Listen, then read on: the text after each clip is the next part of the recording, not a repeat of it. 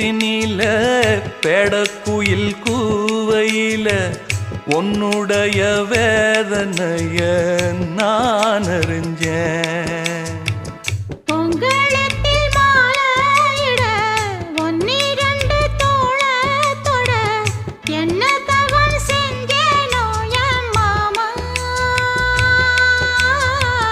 வண்ணக்கிளி கையத்தொட சின்ன சின்ன கோலமிட உள்ள மட்டும் வழியே நானே உள்ள மட்டும் வழியே நானே.